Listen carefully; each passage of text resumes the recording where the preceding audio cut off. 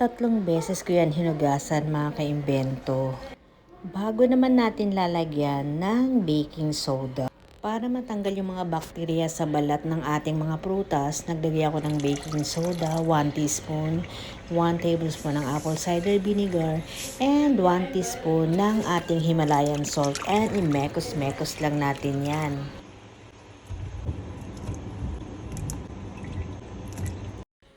At pagkatapos natin hugasan ng 3 beses, ibababad naman natin ng 30 minutes yan. At pagkatapos natin ibabad ng 30 minutes, hugasan ulit natin siya ng 3 beses para malinis. Kaya naman binabad ko sa baking soda ng 30 minutes para matanggal yung mga bakterya kasi isasama natin yung balat sa pagjujuice. Kinain na ni Habi yung isang piraso, hindi nakatiis. Kasi sabi niya, ang tagal mo namang gawin yan. Gusto ko nang tikman kung ano magiging lasa niyang kasama yung balat.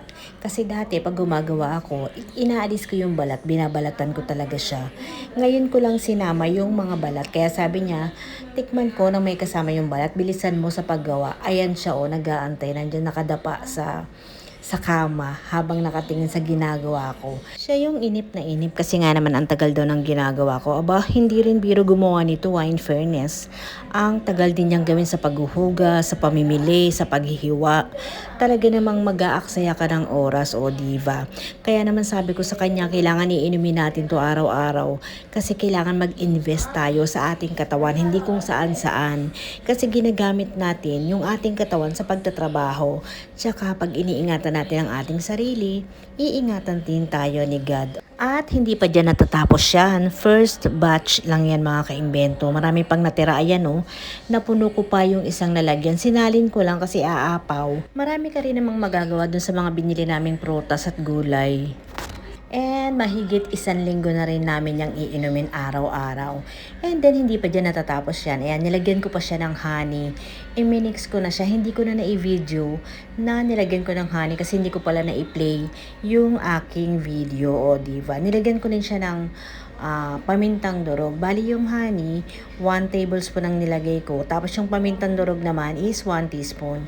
And then yan, isali na natin sa ating mga cute na lalagyan. In-order ko pa yan sa Temo mga kaimbento. At ang tagal pa niyan dumating dito. Pero sulit naman yung paghihintay. Kasi naman tingnan nyo naman, napaka-cute, diba? Talagang one shot lang yan araw-araw.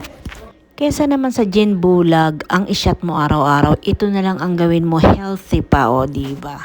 And pagtapos ko malagyan lahat, ilalagay ko yan sa freezer and then every day, ibababa ko yung 2 tapos iinumin namin ni Habi, tag-isa kami. Siyempre, tutunawin mo muna yung yelo na yan, ganyan. Pinakita ko lang yung sample, kaya ibinaba ko yung 2 kasi yung 2 na yan is iinumin namin pag wala na yung ice. Try nyo na to mga kaimbento. Tiis at tiyaga lang talaga sa paggawa nito. Sa mga hindi pa po nakakapag-follow, please follow, like, and share. Love you mga kaimbento.